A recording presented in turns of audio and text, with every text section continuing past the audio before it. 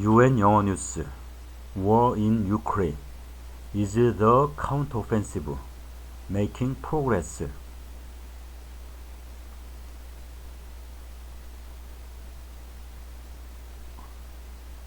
Ukraine's generals say they have broken through Russia's first line of defense in the south.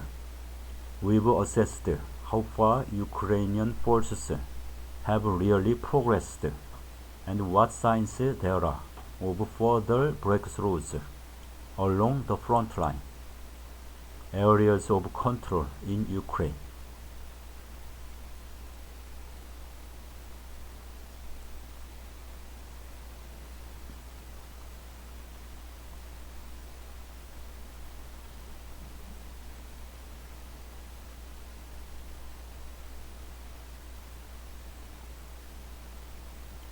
Ukraine began its big counteroffensive in early June to push Russian forces back from land they seized. It attacked at 3 points along the 600-mile-plus front line. The area to the southeast of the city of Zaporizhia is by far the most strategically important. Striking out in this direction towards the Sea of Azov, if successful, could cut off Russia's supply lines that connect the Russian city of Rostov-on-Don to Crimea.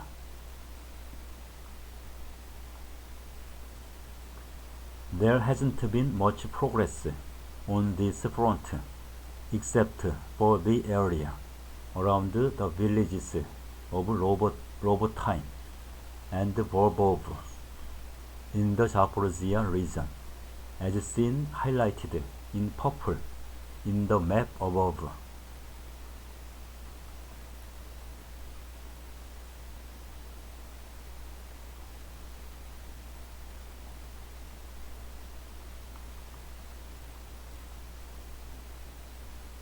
If Ukraine can sever this main supply route, then Russia will find it all but impossible to maintain its huge garrison in Crimea, which it annexed in 2014.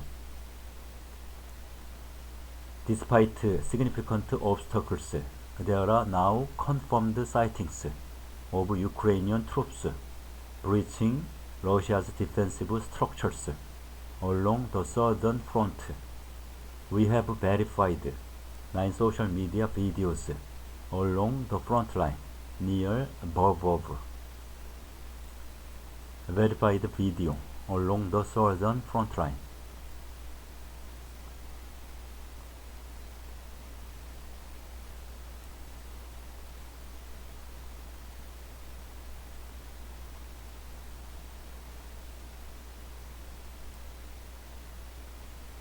Four of the videos show Ukrainian forces breaching Russian defenses north of Verbov. However, these show incursions, not that Ukraine has managed to take control of the area. So far, it has only been Ukrainian infantry getting through, and we are not seeing Ukrainian armored columns pouring through, exploiting the gap and holding the ground taken. What is stopping Ukraine advancing faster? Moscow saw this counterattack coming long ago and has spent months building the world's most formidable layered defenses in depth. This is what they look like from space. Lines of interlocking obstacles, trenches, bunkers, and minefields, each covered by artillery. Russian fortified positions, anti-tank ditch, 250 meter, Dragon's Teeth, trench network,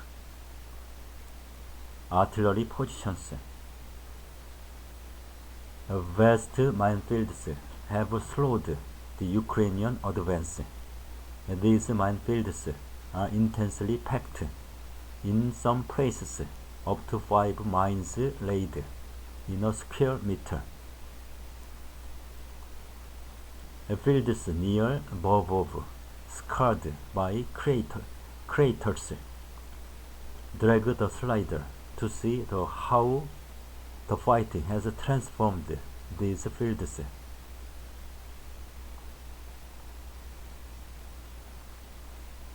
Ukraine's first attempt to charge through them in June quickly ended in failure, with its modern Western-supplied armor crippled and burning.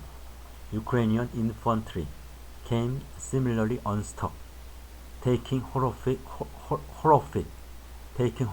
casualties. Kyiv has since had to resort to clearing these mines on foot, often at night and sometimes under fire, hence the slow progress to date.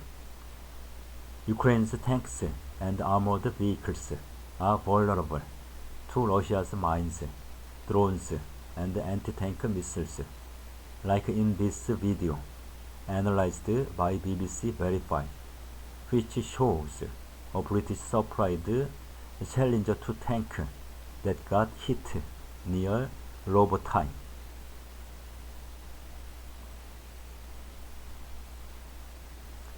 These will only be able to push forward in numbers once a sufficiently wide path has been cleared through the minefields and when Russian artillery there has been subdued.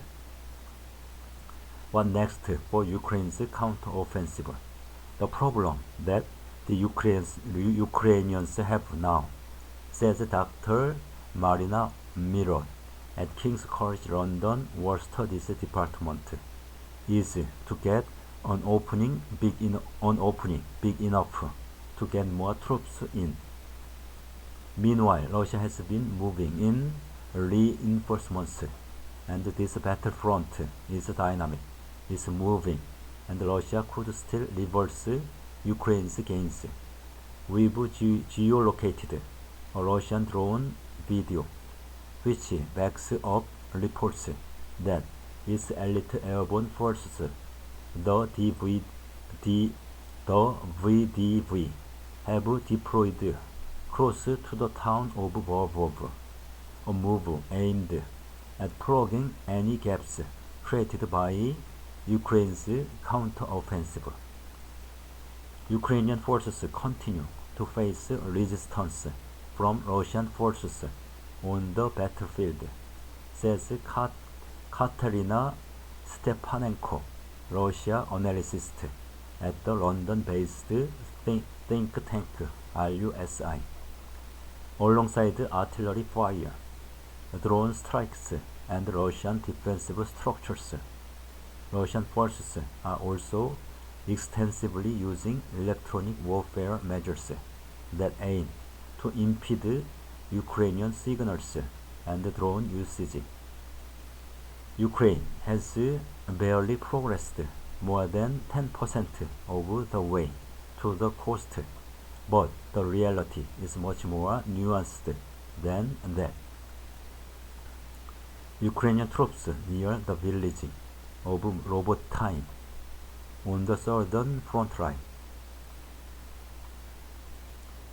Russia's forces are exhausted and possibly demoralized after sustaining 3 months of intensive attacks, including long-range strikes that are targeting their supply lines.